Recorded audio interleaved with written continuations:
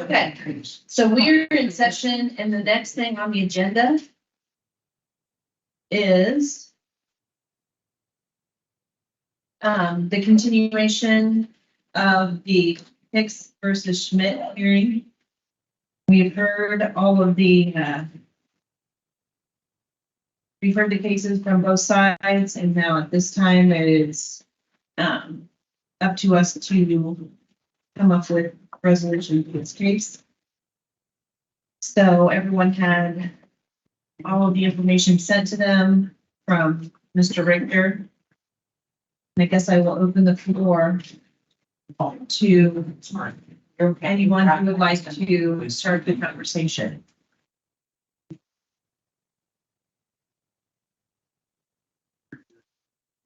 So I'll at least throw it out.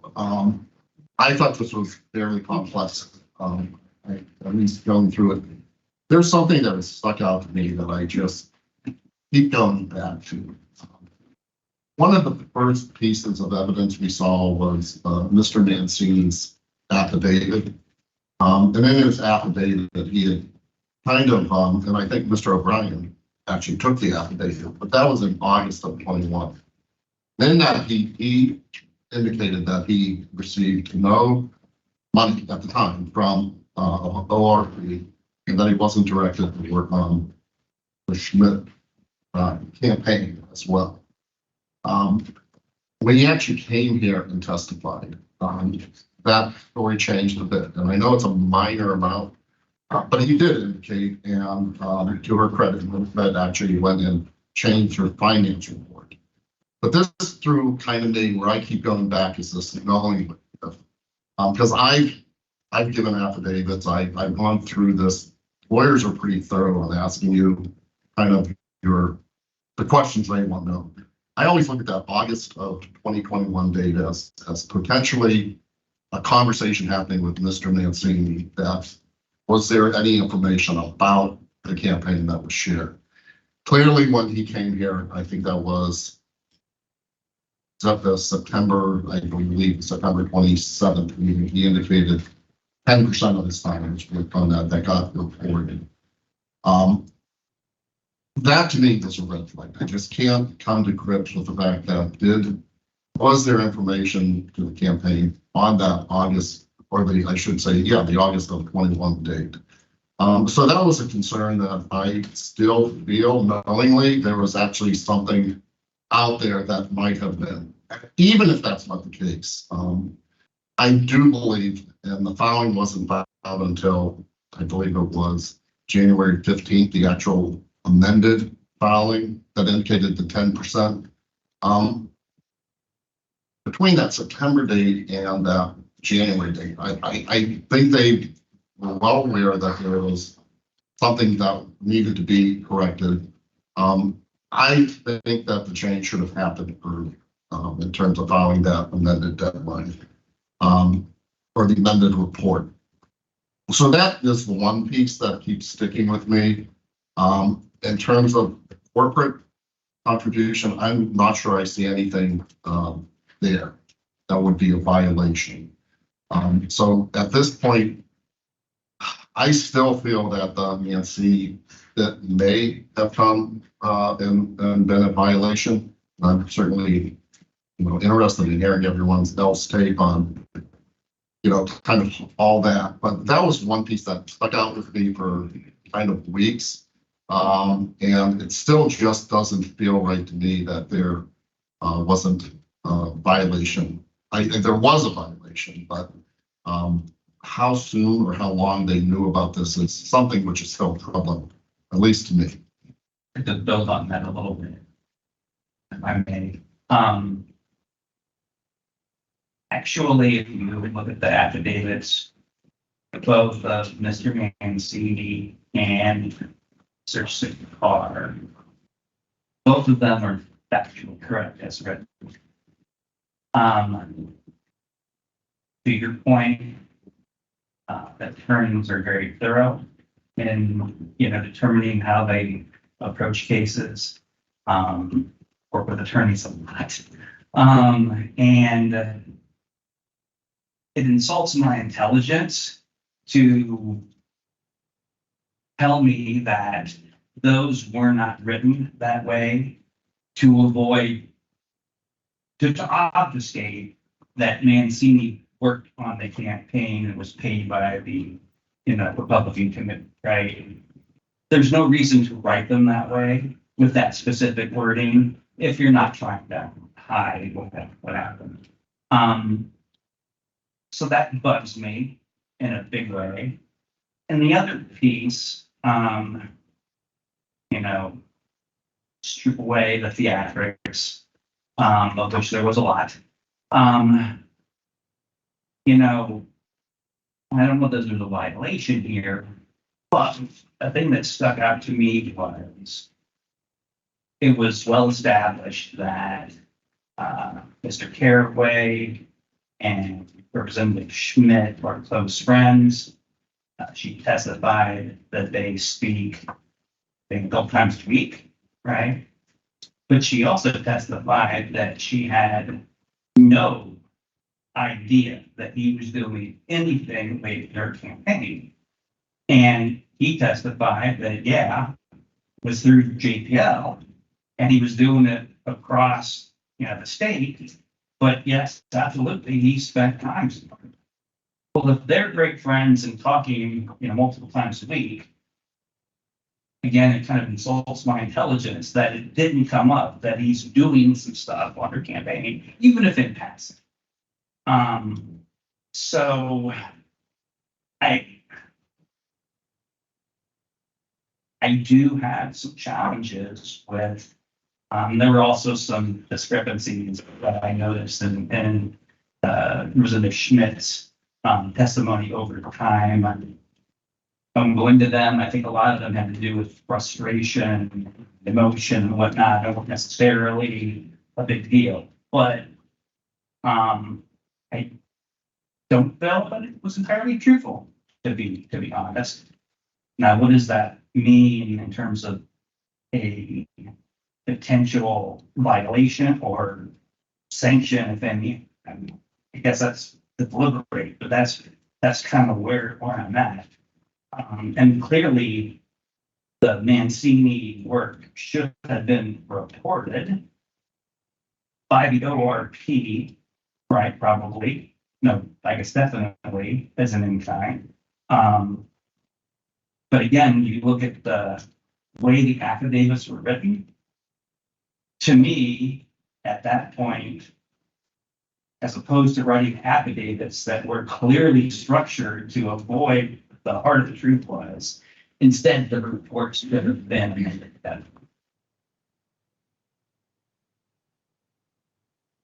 So you're saying the Mancini amendment should have been, or there should have been a revision amendment after they received the charges?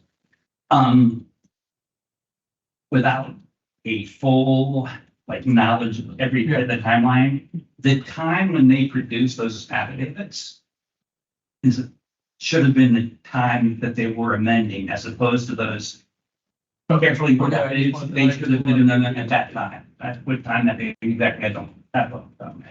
I think it was not long after the complaint or the first response. August 2nd, 2021. August 2nd, 2020. So, anybody want to go? I'll go. Or not, I'm waiting.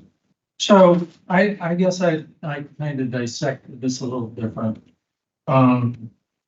After reviewing the testimony, looking at Roth and Mancini, Caraway, and just to do it simplistically, I don't actually see, I would agree with Commissioner Kolke on the corporate contribution, because you have the corporate contribution, and you have the three other charges basically, which are pretty similar.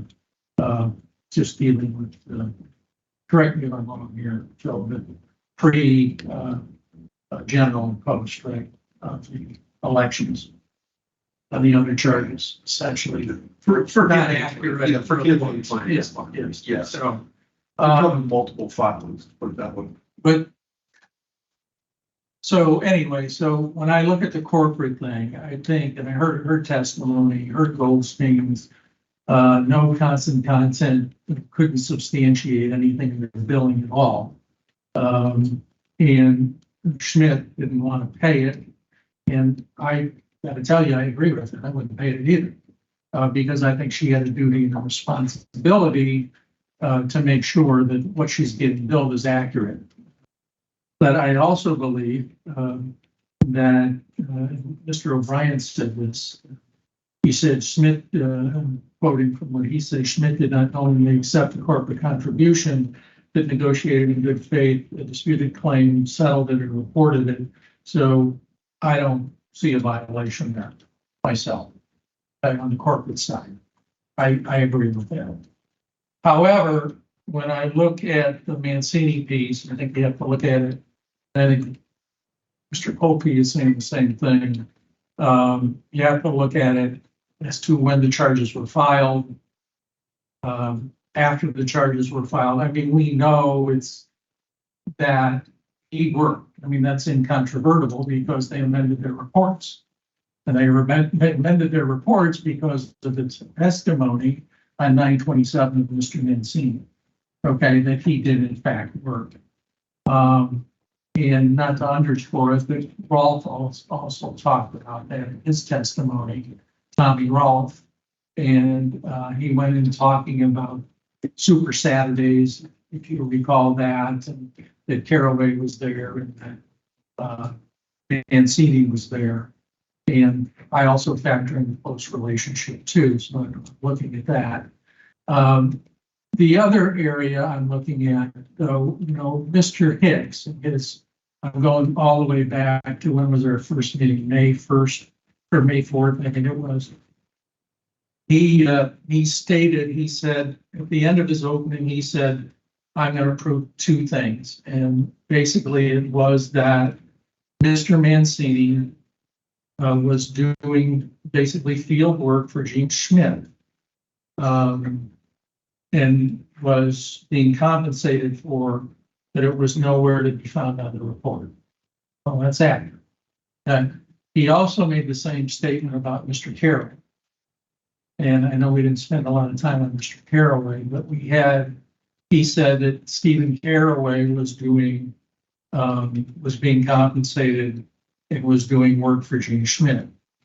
Mr. O'Brien said in his opening, because I looked at both openings again, he said that they were close associates, and Mr. O'Brien's opening said that he was doing things basically gratis, which would have been okay.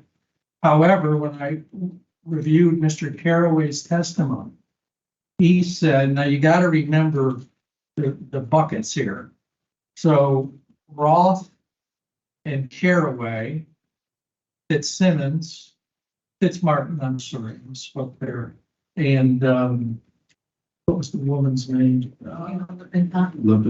Lippincott. They were working for JPL, right?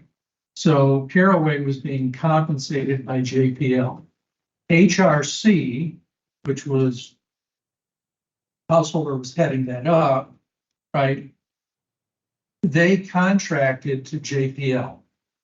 So basically we got Householder contracting to Jeff Longstrap to do political work, right? Not media work, okay, but political work. So Mr. Caraway testified that he did all political work for JPL during this, I guess, 6-week period from south of 70 is what he was doing. His testimony also said that he was doing Schmidt, he was doing Freeman, and he was doing other cases or political campaigns. But when asked directly how much of his time, he said, I was doing 50%, as I recall, 50% for both Freeman and both Schmitz. So he basically testified that he was doing work in the field and was being compensated by JPL. Caraway. Caraway, I'm talking about Caraway. Okay. Now, so that troubles me too, because I look at that, but when I go back, that's what Hicks was saying he was gonna prove. Well, the testimony again is undisputed. I'm not sure why the reports weren't amended because the testimony was given same time. They did, Schmidt campaign did amend Mancini, but did amend this. Now, I will say this. So JPL, I'm not saying Mr. Caraway was supposed to report. I'm not saying that at all. Okay. He was hired by JPL as a contractor, correct? Correct. Okay. So JPL, what I see is that it was their responsibility to tell HRCC, okay, what the in-kind contribution was from JPL, if they had people doing that. And then it's HRCC's responsibility. What was her name? Lippincott, yeah. Lippincott would have been responsible because she did the HR function, right? Well, she did the HR function for JPL. So she should have reported to HRCC. All we know about her is that she's in Europe. She's nowhere to be found, right? We also, and then HRCC should have reported to the Schmidt campaign. Follow me here. They are the ones that should have reported Caraway's time. Are we with me? It's confusing, I know. To Schmidt, that never happened. Right? But we know it happened. Well, I would push back. My understanding is that JPL and Constant Contact sent invoices. I mean, Caraway Yeah. was sent Right. in kind. He was, But he was a paid part of JPL who invoices Schmidt, right? Yeah, but Sent in remember- kind. I paid 100,000 of that. Yeah, but let me go back. I don't disagree with that, but, okay, when CCAR testified, he said that ODP only in kind at HRCC media. Only the media work.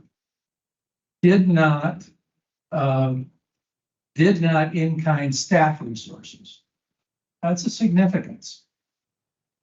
That's CCAR's testimony. And he was the head of ORP. And then again, I'm not sure. Okay, you remember CCAR, he is The head of the ORP. he was the executive director of ORP. His testimony was that they in-kinded staff to HRCC, which is the householder piece, okay? Because Larry was running people that were not endorsed by ORC. Yes. See, yeah, see, ORP. ORP, yeah. Yeah. I'm sorry. Not their higher cost code. No, yeah, really They didn't. in-kinded. Too bad. No. They, That was, so Ohio, let me do it this way, the Ohio Republican Party, they only did in-kind to HRCC for media. That was his testimony. But didn't they also testify that they weren't staffing those races because they were not ORP approved or condoned races, so they didn't have an No, actual that- correlation with staffing? They weren't, but then Householder, HRCC hires JPL to do the field work, who Stephen Caraway worked for. Yeah, but that's not the ORP, that's HRCC. Those are two different bodies. I understand that, but if JPL is doing work for candidates and it's in kind, and they're hired by HRC, do they not have a responsibility to report in kind to HRCC, who then reports to ODP? I So it thought sounds like Schmidt was Jake Galloway, paying that JPL, responsibility, HRCC. Schmidt paid I thought JPL Schmidt was directly. paying JPL. They weren't paid for by HRTC or ORP. No, Schmidt was paying Constant Contact. which is, which did It also did which one- did the media part. which they marked up 10%, which is for overhead, which, But for CCAR's testimony. In CCAR's testimony, I mean, look at the tapes, but it was that HRCC was in-kinded the staff, ODP, okay, ORP.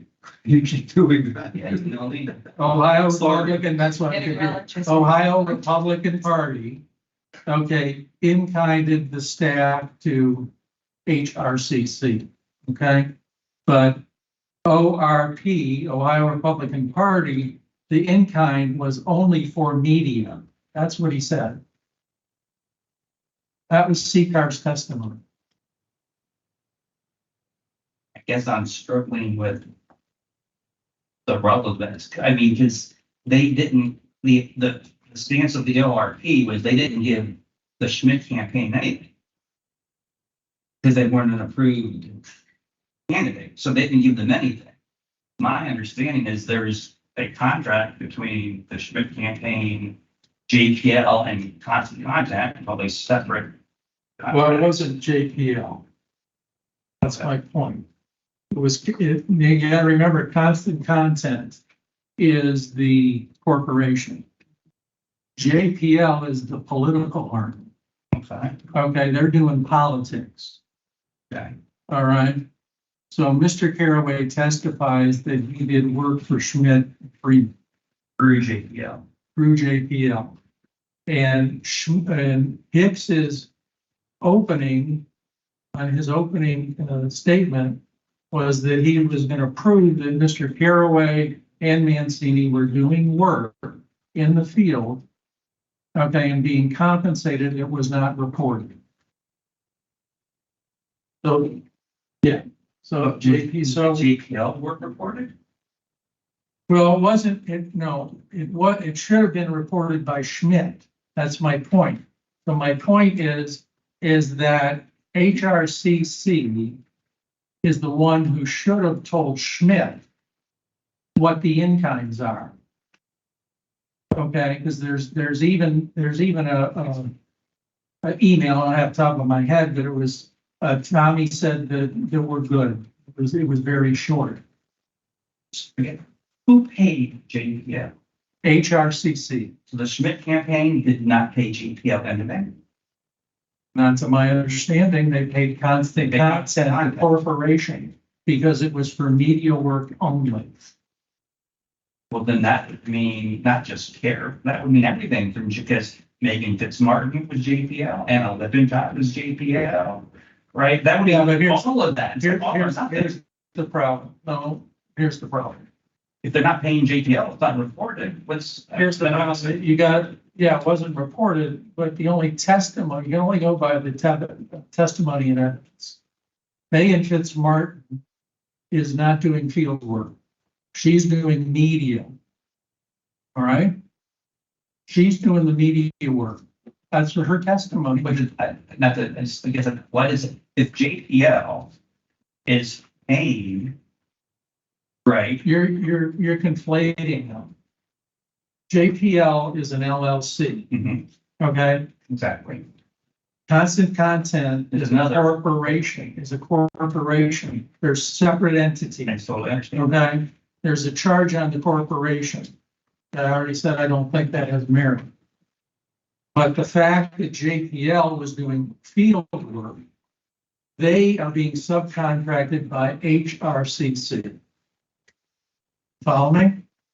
I do, except Okay, Fitzmartin, regardless of what she was doing, she could have been picking, she wasn't doing field work. What does that matter? She was getting paid by JPL, the political entity, regardless of what she did. If But it she was was- getting, you said it's two entities. She was an employee, or actually a contractor of JPL. So if HRCC is the one paying JPL, regardless of what they're doing, it's in kind. It's not being paid by the Schmidt campaign. Like, she didn't work for, if I understand what you're saying correctly, if she had worked for Constant Content, then that would be true. She worked for JPL. She did. So If JPL was being paid for by the ORP/HRCC, then basically it's kind of, if JPL is not getting paid by the Schmidt campaign, getting paid for by ORP, the entire thing should have been reported as in kind. Okay, well, I'm just. Am I wrong? If I am, I'm happy. I gotta think about that. I'm only going on the evidence and testimony because Caraway unequivocally said he was doing political And work. Vince Martin unequivocally said she was contracted through WPL. She did. It's true. That's true. I'm not so sure Hicks was making that point. His point through the charges, and I'm saying, if you look at his May 4th opening statement, at the very end, he says, I'm gonna prove two things to you. I'm gonna prove J.R. Mancini was working in the field, getting paid, and that was not reported. And that Mr. Caraway was getting compensated by JPL, was in the field. It wasn't reported on Schmidt's report. So I didn't consider that. I mean, that's another thing that I wasn't looking at Fitzmartin because in my mind, she was working on the media. Okay, And she got paid by JPL. So no, that's true. That's true. I'm just figuring that was part of the corporate stuff. again, two entities. Yeah, no, I Her contract, I'm 95% sure she doesn't, but that's her contract was as a contractor through GPL. And she passed the call that she had no direct relationship with Constant Contact as an entity, other than knowing that Jeff Longstreet ran them. but she was also working on other campaigns too. Yeah, they hosted the JPL on a host of stuff. Those Carolyn. Right. All right. Can add that. That wasn't in my piece, but so anyway, so when I was looking at Caraway, because of his testimony and what he said, and then he said he was getting paid $4,000 to $5,000 a month from JPL. So if you'll remember, that's what he said in his testimony. And it was consistent. His testimony was actually consistent in the Freeman piece because he introduced that to Mr. Caraway because they had a little tat-a-tat, I guess you would say, as to what Mr. Caraway first said. And then Mr. Caraway said, no, it's consistent. You gotta look in the prior part of the transcript, which was there. Right? So anyway, my thought was, given where I was initially, was that for the corporation part, I think I don't see any claim there. I don't see a violation. I think she did everything she could. They've already basically said Mancini was doing work not only by his testimony, but by his amendment, right? The Schmidt's campaign, they amended. So clearly there's a violation of that situation. How we look at it, talk about it's going to be different, but the Caraway piece, I don't see that Caraway had a responsibility to report that himself because he's a contractor. So he has no responsibility to report that to Schmidt. However, I believe that we could, just like they did with Mancini, we could estimate Mr. Caraway's time, given what he said and given what we know he made, and that the report should be amended. But I don't see a violation on Mr. Caraway or Jean Schmidt for that matter. But she can only report what she knows, and she didn't have that. But I believe that should be amended. And they talk 3 times a week and they're great friends. How could she? No, well, that's a whole nother discussion. I mean, I'm not saying I agree with it, but that's, what I'm trying to do is lay out the way I looked at the case, okay? in these different buckets, and I think we should analyze it from that standpoint. Okay, and then in Mancini, you have, this goes back to what you were saying, Mr. Polkey, when did they know, did they know? Or, now I'll say this, at a very minimum, and this is based on, you can tell I'm retired, because I have nothing to do. On Mayhew's testimony, when Mayhew testified, okay, it was asked, once somebody knows that they have knowledge, this went to the knowingly stuff we were talking about, when should they file? And essentially he said immediately. That wasn't his word, that's mine, but I can pull the word out. I have it here somewhere. But he said, let's see. Just give me a minute, because I'm going to go 20 pages.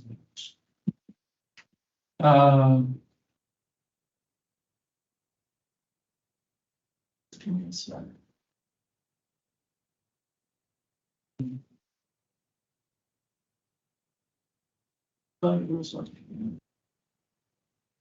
Well, I have it, just give me a second.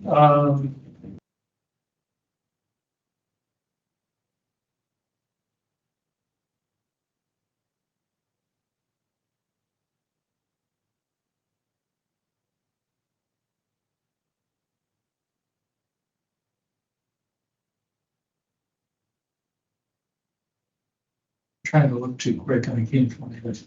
But anyway, he testified that they should do it, right then. As soon as you become aware, you should file it. And so the problem I have in Mancini piece was they know on 9/27 the plan.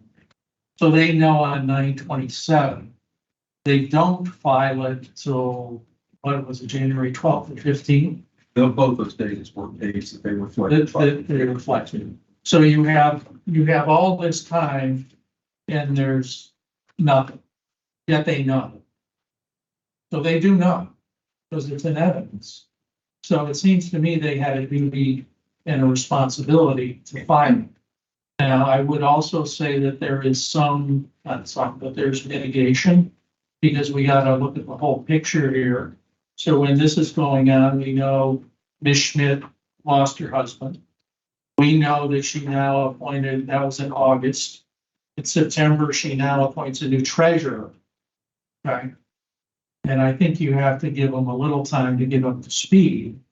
But it would seem to me that at the latest, we probably should be talking about a violation and a fine from November 1 on Mancini, is what I would say. And then I would say, no violation on Caraway, but amend that. We could amend it, and then no violation on the corporate. That's where I'm at. So, probably don't need to hear it more.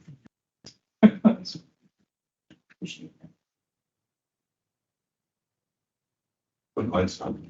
Oh, okay, I'm sorry. He did. Yeah.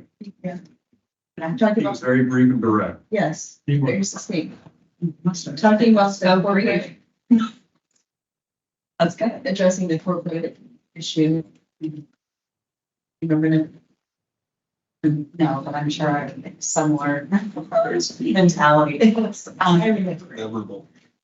Yeah, I think I expressed similar feelings or opinions last conversation about this duration of time of awareness and then the amended report, and I get it's the burden of proof of knowing that. Yet also I'm still, as a former candidate myself and somebody who's worked with the exact body that they're talking about, if you've not received an in-kind contribution notice of any sort, it's nearly impossible for you to be aware of something that may or may not be transpiring unless somebody directly looked at you and said, I'm knocking doors on your behalf this week and I will be there from this time to this time. I mean, as a candidate, a lot goes on and it's active. So the fact that that information was disclosed in these hearings, I think is great. It looks like they got the information, they noted it, they wanted to make the amendment, but even still, that was information in the hearing from a person, but it wasn't even directly from the entity that would be giving the in-kind. So I don't even know how that would function, frankly, from a paperwork standpoint. So I have full attention to what you're saying here on the time frame of, okay, you have to take into consideration reality. Somebody's spouse passes away. These are real things that you deal with. And just even the appointment of a new treasurer. So I think I agree, if there is something, it's in a time frame of which they became aware of it legitimately, not just based off of assumptions or allegations. And then they worked to make it right. I mean, That would have been 9/27. Right. From the testimony. right. Right, when did she appoint her new treasurer? I don't see that. Conversions. She said her husband passed away in August, September. That's all I have. I didn't have anything. I don't think she ever said it was ever called. Right. Thank you. But, once you get notice from the Secretary of State, and correct me if I'm wrong here, Phil, that you need to amend your report, something's wrong with it, they send you a notice and you have 21 days. Is that correct? Correct. That's what it So says. it's on you that you have 21 days. Did she receive that notice? No. Yeah, exactly. So, Well, no, but my Right. point is, if you look at, this is giving her some mitigation, I'm saying that Secretary of State gives you at least 21 days. You follow me? So So that's kind of where you came up with November 1st from. yeah, and then I'm just, I wouldn't go back from 9/27 because I don't think that's fair. They knew, but, they were, again, they were dilatory, they were late, I believe. And I think you look at this as any other case we have, somebody's a couple months late, it's clearly a violation. What's defined, you look at their prior, all that stuff, so. Just like we would. My only point of clarification is, with all due respect to the Secretary of State, is a statutory requirement for 21 days. Yeah, I was actually giving mitigation. Right. Anything, so. and to the degree of, well, I notified my attorney. I mean, that was like the quote, right? Like, I didn't, So in that, there's obviously a lot of sensitivity around doing anything when there's a case pending over the matter. So I think, in my mind, they went in a direction that could potentially incriminate them out of due diligence to make it right. So we always talk about compliance being our intention and the measures that we take here. It seems like they went and said, okay, well, now that we know that, that doesn't look right, so we're gonna make it right. And they did it in the middle of the hearing, which I don't know what I would do if I was in that circumstance. But usually when there's a lawsuit pending, you don't do a whole lot of anything that's actionable. So I thought that was an interesting, just that anything happened and transpired in that time frame was interesting. For whatever that's worth. It's not helpful. Interesting in one aspect. I think just that it happened. I mean, I don't think it leads you to say guilty, not guilty, anything along those lines. I think it seems like it was out of an abundance of diligence to make it right when the information was brought to their awareness and testimony.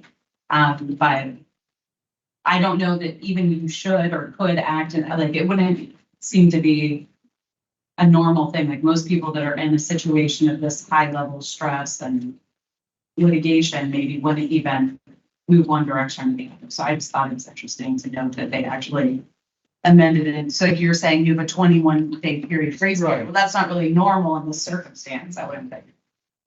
No, but you're, correct me if I'm wrong, but you're talking why they wouldn't have. You started talking about on the advice of the attorney, so why they wouldn't do anything going back to them, right?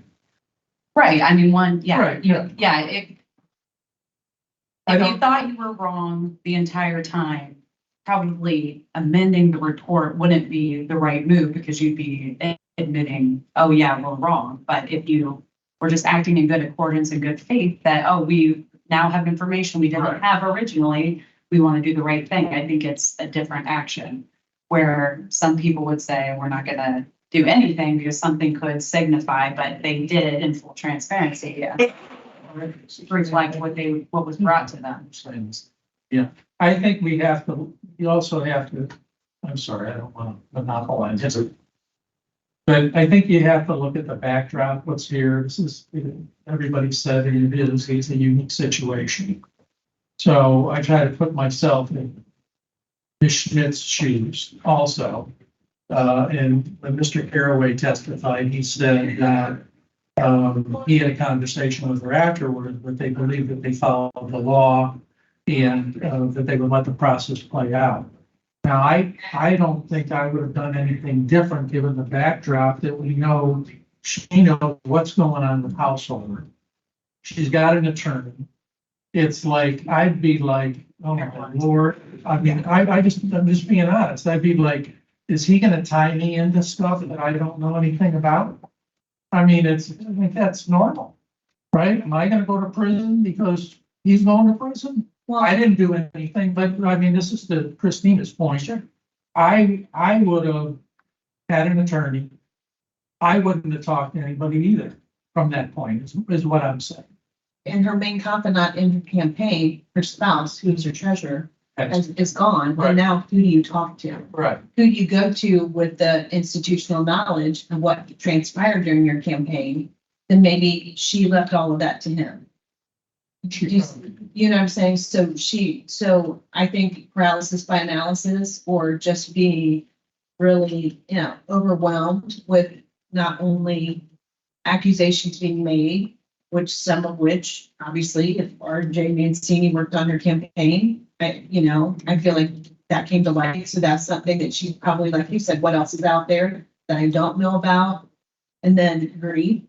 And then coming into the holidays and, trying to manage your life and your career. I think it was probably a very hard time for her.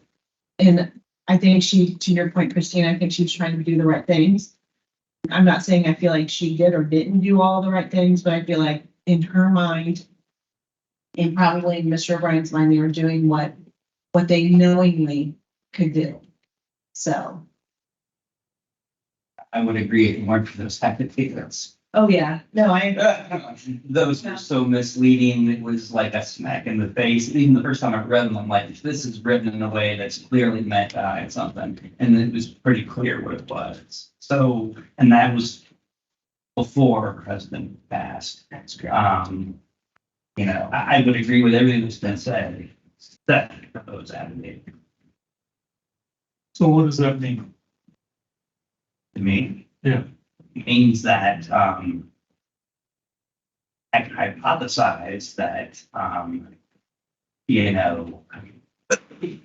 Well, part of it was, I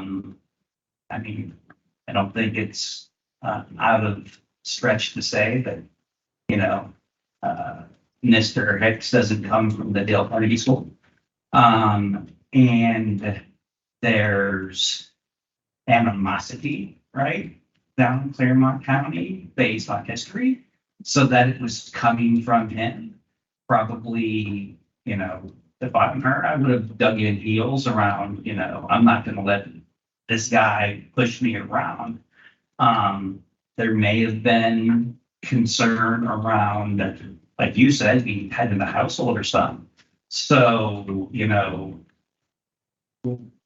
probably, I'm guessing, her counsel advised her, like, hey, we can write these affidavits to be truthful, but the commission won't notice the difference, which I think was tad insulting and not what on the up and up. That's my impression of it. So I believe that there was at least knowing she knew at that point that at a minimum, Mancini had done some work, right?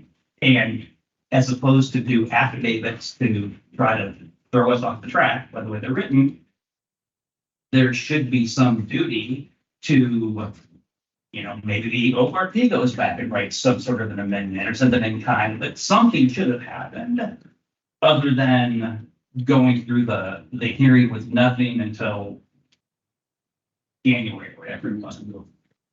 That's my thought. and just so everybody, I had it here, I apologize, I couldn't find it, but Mayhew, he testified, and this is quoting, he says, once Mr. Mancini testified, he was part of the campaign committee. The campaign committee should update the report. So maybe it's September 27th. right. Well, it's last day.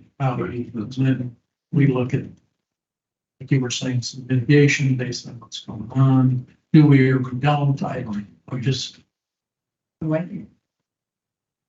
I think that I also have a little bit of a issue with the affidavits I highlighted.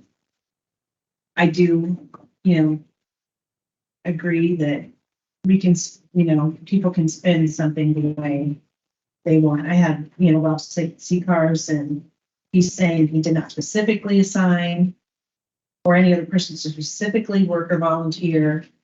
And then, and I believe, and I don't want to just get conjecture out of my mind, but I believe that R.J. Mancini also said during the Freeman case that he did not work. And, it was Mrs., Ms. Schmidt's campaign was brought into the Freeman case quite a bit as well.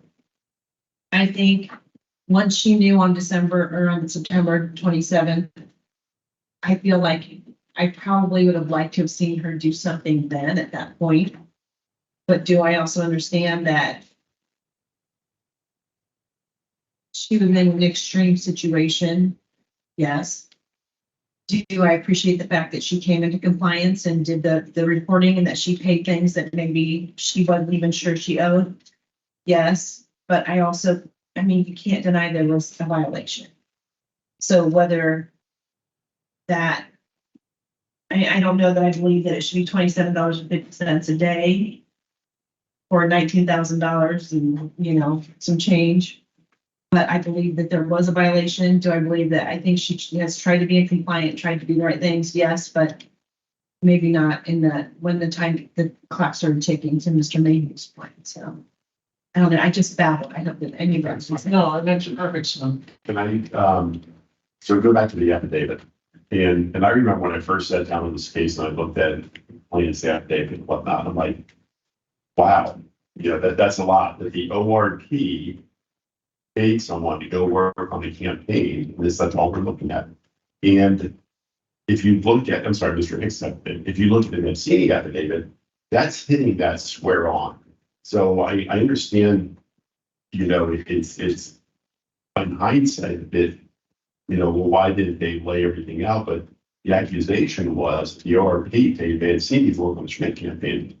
And Mr. Schmidt is saying, wait a minute, I never talked to RJ Mancini, and the testimony is that she didn't talk to him, and he said that he didn't talk to her. So anyway, that's why that affidavit is short and sweet to the point, because they're confronting what was in the Hicks affidavit head on. It's offensive now, is that may seem in retrospect. I think that's probably why. But, and going back to Christina brought it up, when you're a candidate, there's a lot going on. And for better or for worse, this whole thing is tainted by the householder effort, organization, whatever. But them wanting to put people in the field and them wanting to make sure that they're in contact with the candidates and doing things don't mean that they're necessarily working for the campaign in a way that's reportable. And especially Stephen Caraway, who said, and I remember him saying this, he had an LLC that, so JPL paid his LLC, turning Right. whatever. He said he was responsible for all the campaigns south of 70. Right. That doesn't mean that he's walking door to door for all those campaigns or working on. His interest is in what JPL wants to do, and that's in keeping in contact with candidates so those candidates win. That's what he wants to do. His effort is on behalf of the householder, led group. Same thing probably with RJ Mancini. It's control of OROD, what we used to call it, whatever it is now. But again, they're, whoever is paying whatever is probably not very clean, but it's up to OROC to then put people in the field and to tell the candidates, here is what the in-kind contribution is from OROC for this person. I mean, all kinds of candidates. That's what I was saying. I agree with Right. But the fact that, somewhere midstream, they said, hey, RJ, can you go attend this, or can you go video that, or can you go Facebook that? He said he never really touched her Facebook, and I think it was was he here for 2 days, I guess? Because when he said he spent 10%, I was like, wow, that's a lot more than nothing. And again, I think it's irrefutable that Mrs. Schmidt didn't direct him to work on her campaign. And whether it's unclear whether she even knew that he was working on her campaign. I do think that any work that Stephen Caraway did was in kind and following the effort. I think there's confusion about, because I vaguely remembered, I didn't write it down, but I vaguely remember the testimony about how much time he spent on Freeman and Schmidt. just the, Yeah, and I think that's, if you look at those two campaigns, it wasn't 50% of the entire work week was spent on Schmidt's campaign. no, he said that. It was 50% of the 100%. So he would have, huh? For the two. For the, So he would have worked, well, no, he would have worked 25% of the time. one time, the entire week. That's what he's saying. Yeah, I think that's a response to a poorly worded question. Because he was responsible for all the campaign stuff in 70. And he said this, but he said his primary function was Schmidt and Freeman. That's in the testimony. I hear you. I think that was either poorly responded or poor question. Because I think that is looking at those two campaigns alone. How do you divide your time, or how would you allocate your time? Again, his interest is in seeing all those candidates win, not for Mrs. Schmidt's sake, but for Oswald's sake. That's what his efforts are. Oh, I agree. So anyway, and I've tailed on long enough. And again, and maybe the director can help me, but I'm looking at this affidavit, and here is what the allegations are. And I just don't see that those allegations were proven at all. You don't, No. And Well- again, what did the treasurer know at the time those things were filed? Because the allegation is, and you now know that RJ Mancini, because his testimony came up here. Personally, I wouldn't have filed an in-kind, because now you got things out of whack, because there was no in-kind from the Yeah. donors. It was, or And she's claiming something that didn't, that's what they decided to do. And maybe it was 5%, maybe. Maybe it's fine, just, he just said, Throughout another- spitballing it, how do you know? but for the fact they amended their, Well, but then they're in a ha-ha gotcha moment, which is not, so I guess the question is, when these things were filed, you didn't know RJ Mancini was doing anything for her campaign. RJ Mancini said he didn't talk to her. And they filed they didn't get any kind of contribution statement from anyone. So is what they filed true and accurate based on what they understood at the time? My response is, yeah. That's just where I'm coming. but then you go back, I go back to the knowingly, that they did know through the evidence and testimony. That's, And I 927. don't think you file a criminal-ish quasi-ish commission complaint, then say, let's go fish and find out what we come up with, and then we say, aha, it wasn't this violation, it was because you didn't do anything from last September 23 until now. But he knew, Hicks knew from the Freeman case, you guys correct me if I'm wrong, that Mancini testified there that he did work for Schmitz. But So I mean, it was already known. That's how he found out. Is that not correct? that may be, but does that mean that the treasurer, Mr. Schmidt or Mrs. Schmidt was in I see what you're saying. You're saying that from the get-go, the accusation was she didn't file the reports correctly, but from what you're saying is from what she knew at that time, whatever date it was, 2020, 21, whatever, at that time, she did file what she knowingly had in front of her. And it was not until much later that it became apparent that RJ and CD. The RJ did this work, which she didn't ask for. And that's sort of like, She over reported. what if, a person of bad character goes out and knocks door for you? You can't stop that. And you have to put on that, this person of bad character in the neighborhood is now doing things because that person took it upon him or herself to knock doors.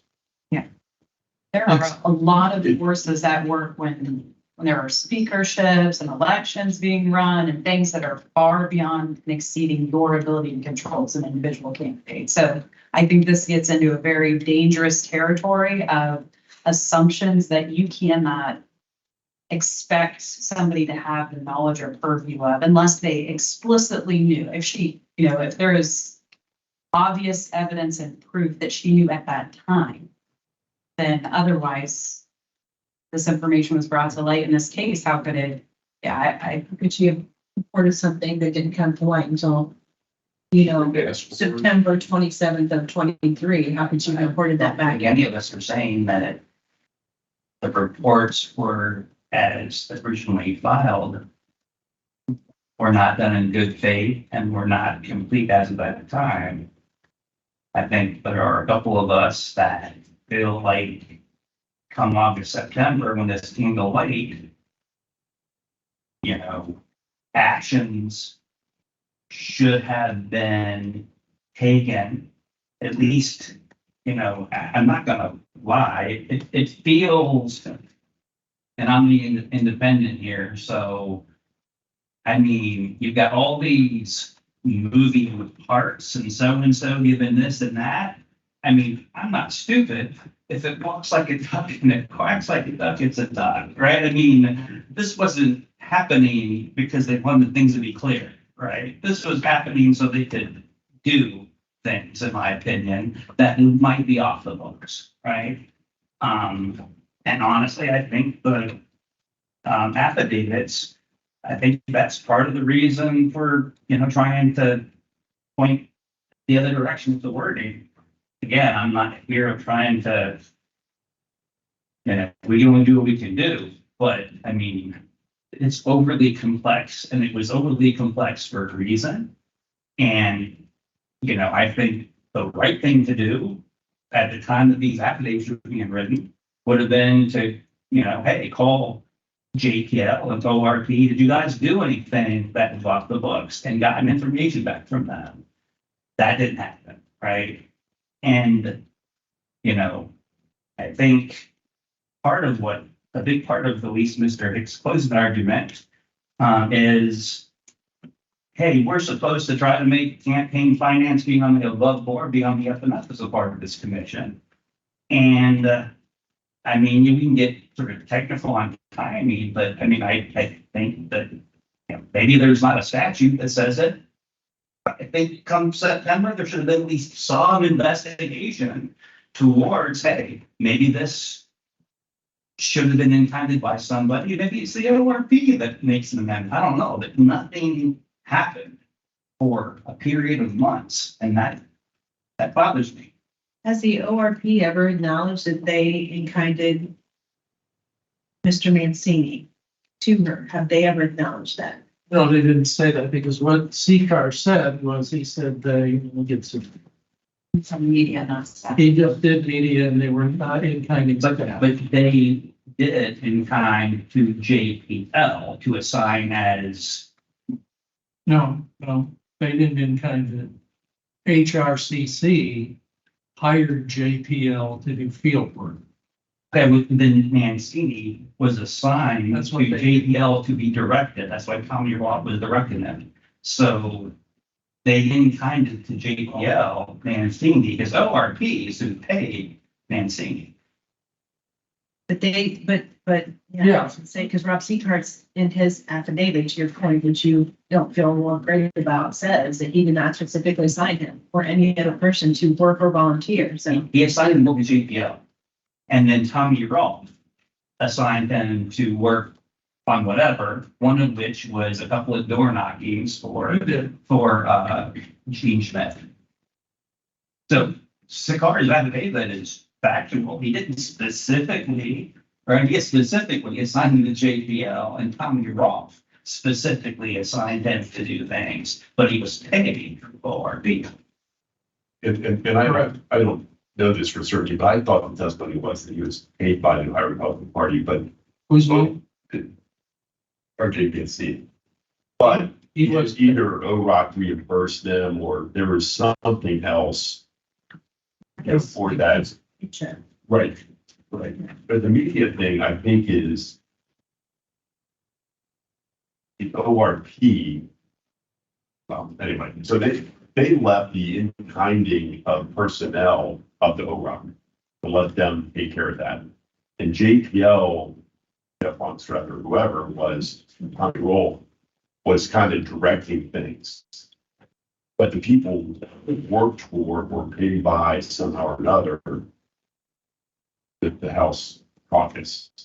It's my recollection that somehow that's the way the money flowed. JPL didn't cut a check to our JPNC for its work. no, Which is what makes it anything they done. Right. Right. He says when they didn't come. But I think it still doesn't change the premise of Peter's assumption here, or basic recollection, that if all these things weren't established until now, the premise of the allegation has where to land, because she didn't have any of that knowledge or information. I didn't know. Right, but the time this was filed, there was nothing, she didn't do anything. Civil cases, you can update the complaint to match the evidence that comes in. I'm not aware that happens here. This is what we have to decide. What's are the allegations in this affidavit proven or not? Not, you deserve a speeding ticket because you're going this speed yesterday. We now know that's what we're gonna do.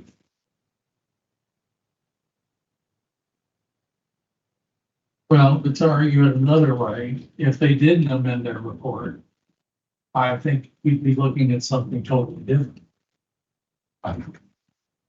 Right?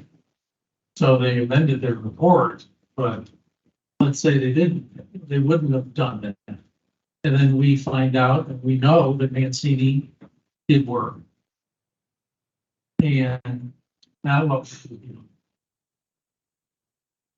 Because he did do work. I mean, he testified that he did work for him. But did it rise to the level of, from what we heard, yes, it was a substantial number, not just frivolous, and I don't. But that, no, I didn't raise that. Now, Mr.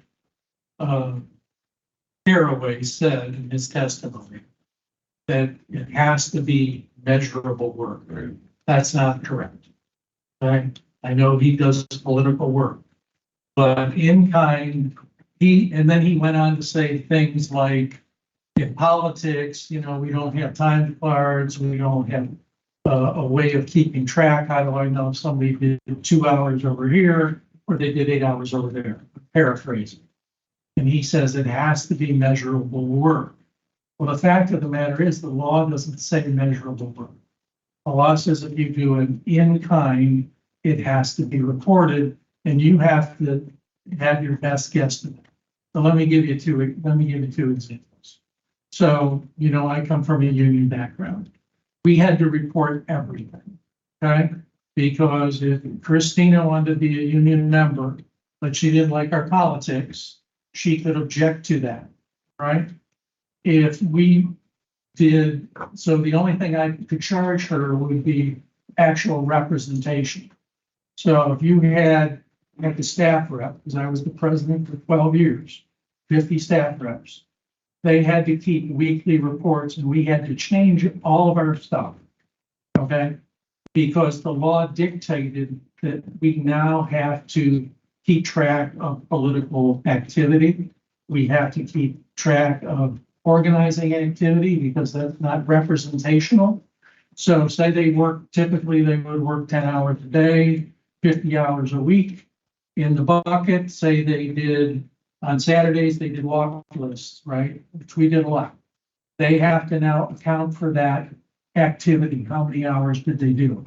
If they went to a rally during the day or after work, they had to take and write down what that was. If they went to a work site to try to organize people, they have to say, I spent an hour at Cuyahoga County Juvenile Center, just saying, or, whatever, Oregon trying to organize. That time all has to be accounted for. So and then attorneys, just throwing it out there, attorneys, they do in bill intents. You know this, you're an attorney, so you have to keep track of all of your time. Yeah. So I believe that Mr. Caraway was totally wrong. And he may have given Jean Schmidt that advice, okay, that it wasn't measurable work, so don't worry about it. Well, I guess this is the question, is that an affirmative defense on her part? But she said she had no idea. Right. But she's not saying that he didn't do measurable work. She said, I didn't even know our James. No, I know that, but Caraway's, I was responding to Peters about it has to be measurable work. It just has to be work.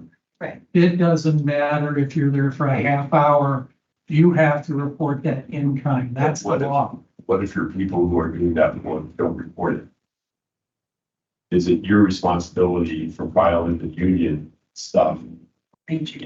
No. That's so-and-so. It's our responsibility as anybody to make your best guess with it. And what do you know? It goes back to a knowing standard. Yes, exactly. Right. I just didn't want to get confused No, I about got you. measurable work. And obviously, we're talking about a minimal amount of money. He put down what, $688 and they amended the report. We're not talking a capital case here, but the fact is they did do in-kind work with Jean Schmidt. But yeah, I mean, I don't know. it was based off of information found after the allegation was put forth. So it's, Yeah, but that's what hearings are for. Mhm. They're trying to get to the truth, aren't we? What really happened. it's still never done. Okay, it's fine. I understand your argument. But I think the whole point, I think both sides. Did she not file proper reports because she knew something when she filed it?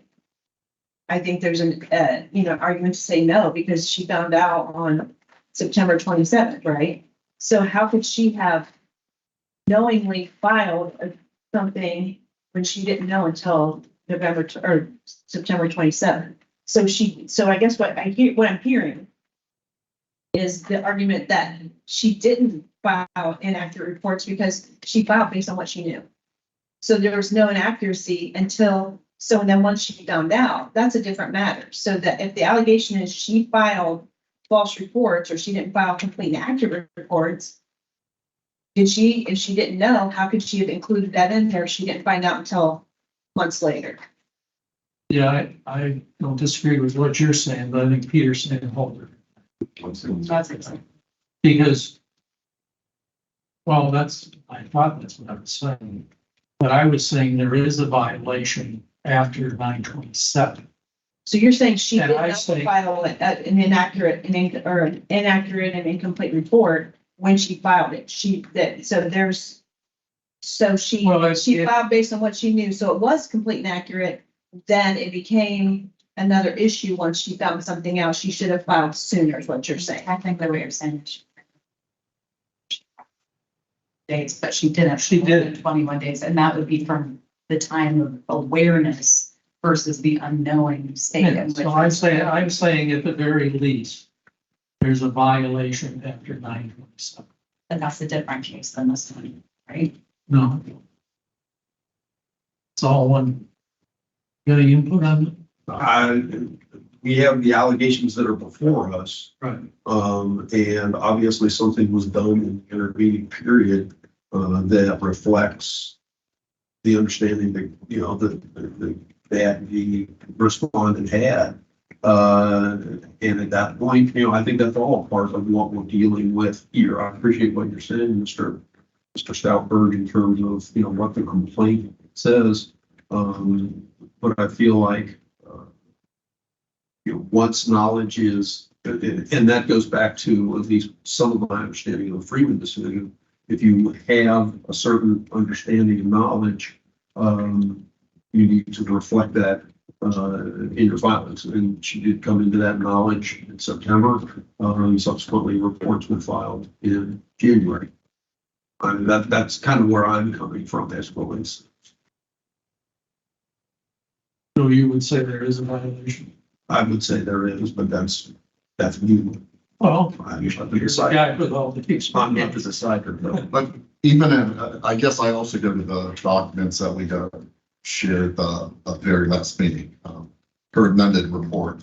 She actually references she's amending them because of information that was presented to this mission. So I think she ties her amendment that she filed on in January to the information that was actually given on, you know, that September date. So, you know, I would concur. It does feel like there's a violation there. Even I understand, you know, how you're relating to the affidavits, but it even seems like her amended filings are based on information that was presented to the commission.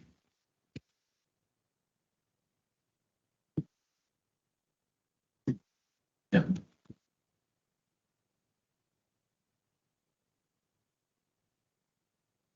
So really the only, well, what I'm hearing, the biggest complaint is that once she was informed, she should have taken action sooner.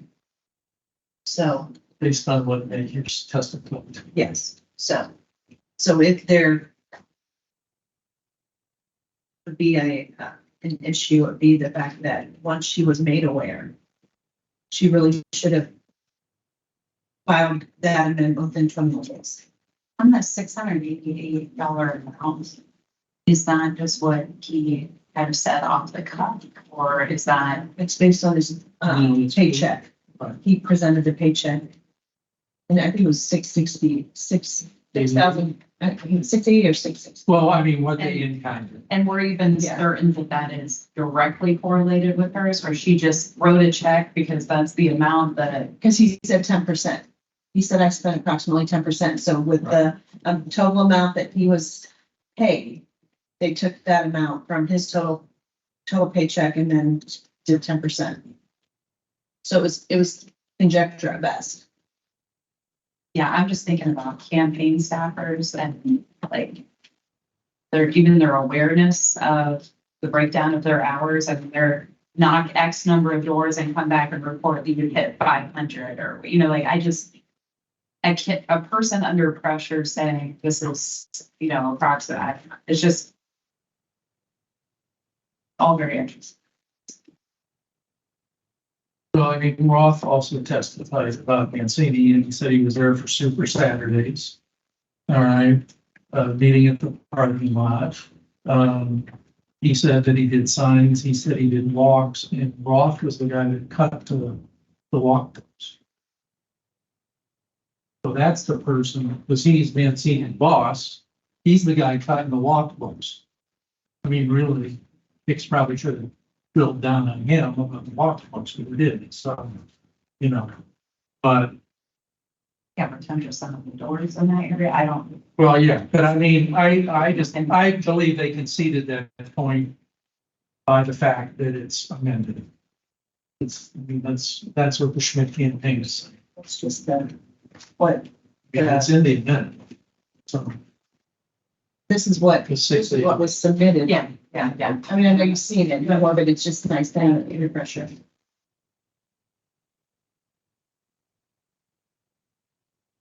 That's what they going on.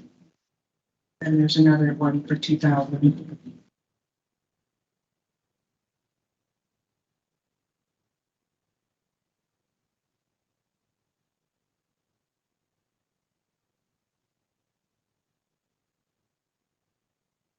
Yeah.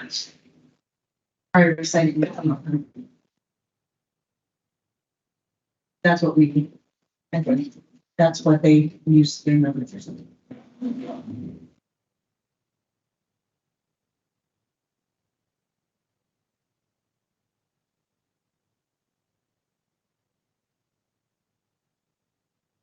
Just to move this thing. You what? I said just to move this thing. Do we need more discussion? Can sit here and debate. Change the limits. I'd make a motion, Madam Chair, that there's to find a violation, $50 fine. I'm going to ask you to be more specific as it relates to the nature of your finding, because you talked earlier about finding no violation of Right. some provisions, Right. and that wasn't mentioned. Right.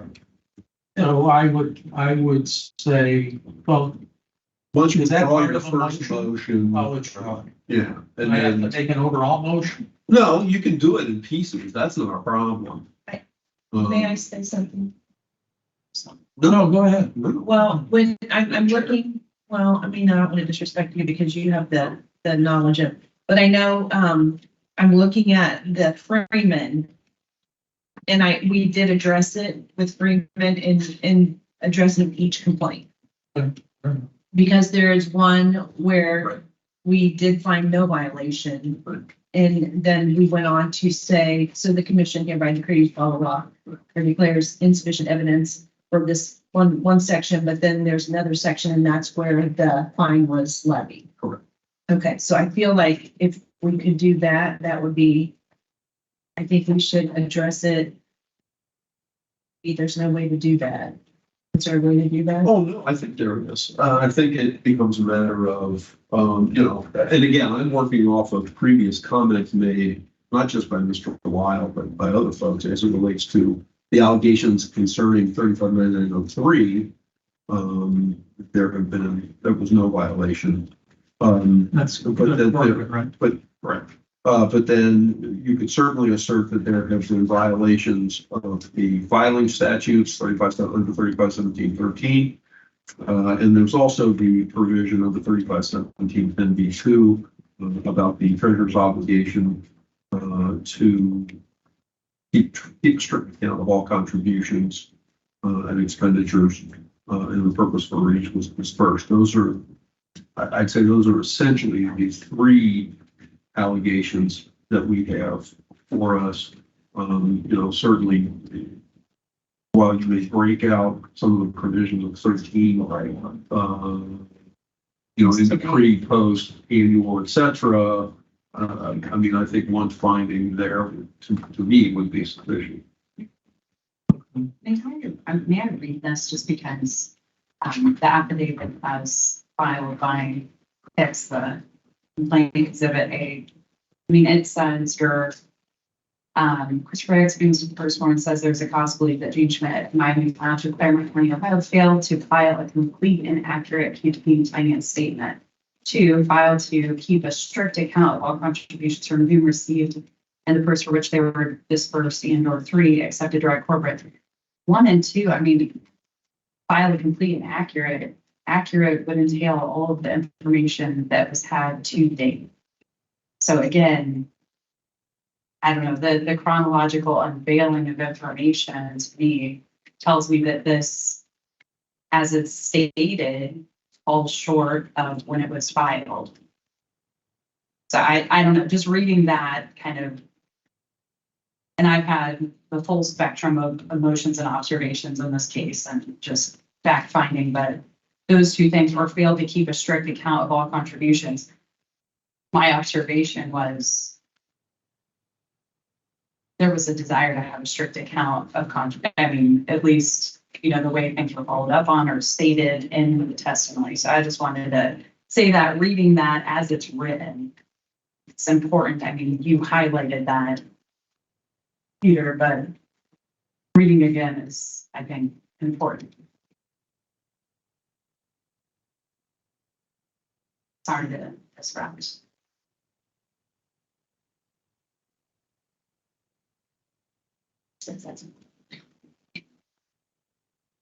So the motion. There's no motion can be written. No, I was gonna say the motion should probably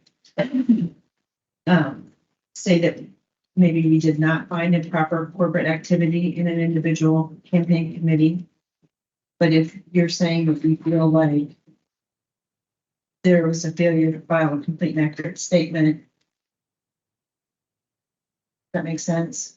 And then I guess we should have addressed the treasurer appointed under division with this as strict accountable contribution. So is it in three buckets that we're looking at the motion or any guidance? That's, I mean, I think that's what I would encourage, yes. Okay. And to have a definitive buzz on the issues that are on. So should we do it in three Separate? buckets? I would encourage taking those up.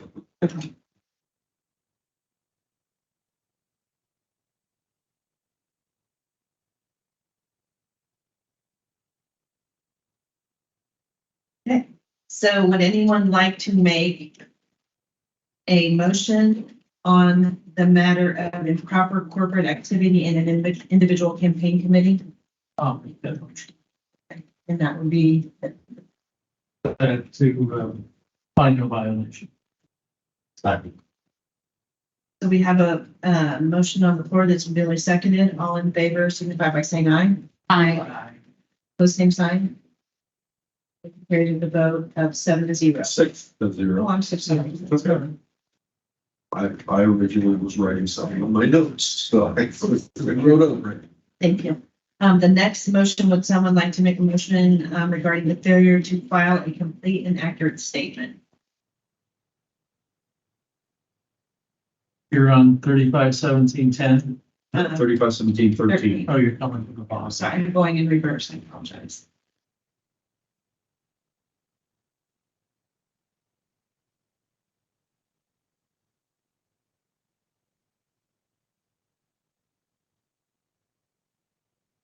So Phil, this is regarding what?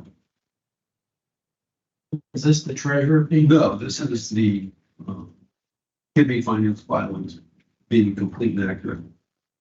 Overall, Failure to file a complete and accurate campaign finance report. all right, I'll make that motion.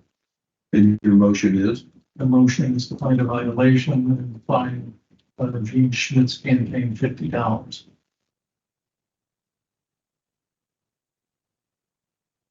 I'm sorry.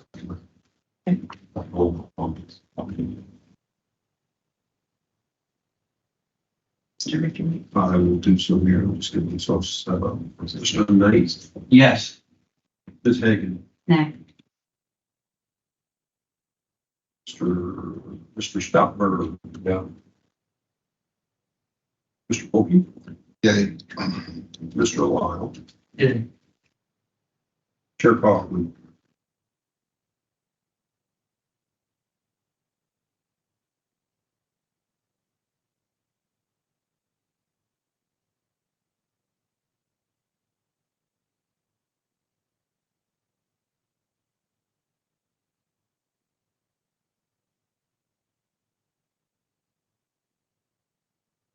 Yeah. That motion passes 4-2. The next motion should be around, the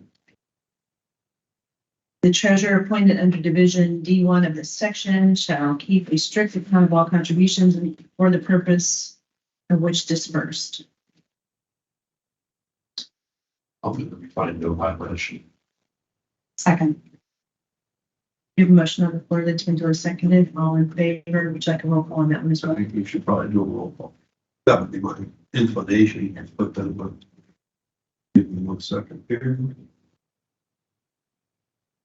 And this is to find the treasurer guilty, is that, I just want to be. Yeah, it's a matter of making a finding against the treasurer for not keeping a strict account of all contributions. So question.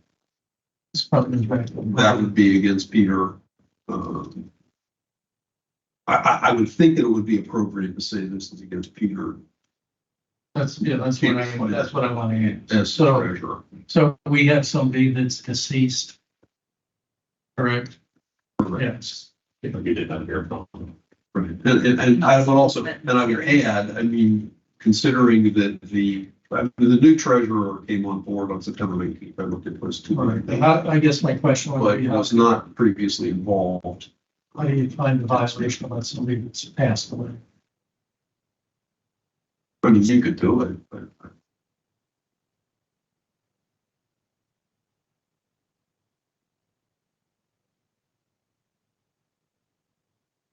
Ready for the vote? Does anyone object to the roll call? You would roll call or I guess they know it's finding a violation, right? find a violation? Yeah.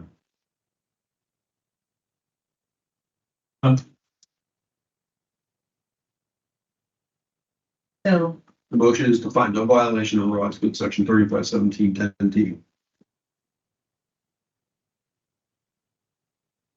All in favor of the motion? well, I just want to make sure that, I mean, you are going to still do the roll call. I, Okay. It doesn't, I mean, I'm more than willing to do a roll call. It's easy enough for me to do that. All in favor, signify by saying aye. Aye. Opposed, same sign. Motion carries with a vote of 6-0.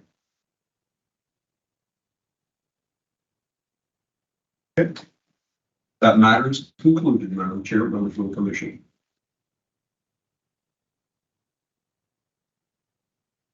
Okay, so. Gosh, I'm looking at the wrong. Oh, that's okay. The only thing remaining on the agenda that I guess, well, there were two things remaining on the agenda posted. One is related to the appointment of the chair and vice chair. I think we've decided to put that off until the beginning of the next meeting. And then the other thing would be the announcement of the next meeting of the commission is improperly listed in January 25th. It is February the 8th of 2024. It's in this room, right? And it will be in this room as well, correct? I just have a quick question. Any of the John or any of the Democrats, you know, not going to be here on the 22nd? I have a convention on the I have not, I haven't had that conversation with anybody else, so I don't. No, think I'm planning on being here. I don't have. The only thing I would say is that in talking to Davis, in a limited fashion, she has not said anything about it to me. But I will reach out to her. the convention's in months. I can't right away. They go. Oh, okay. Okay, so do we have a motion to adjourn? Yeah, I'm sorry. so moved. I mean, there's something else. Okay, we have a motion on the floor. It's been put second and all in favor, signify by saying aye. Aye. Opposed, same sign. Motion carries with a vote of 6-0. We are adjourned at 3:34. Thank you very much, everybody. Record Appreciate it. departure. That's it. We made your time.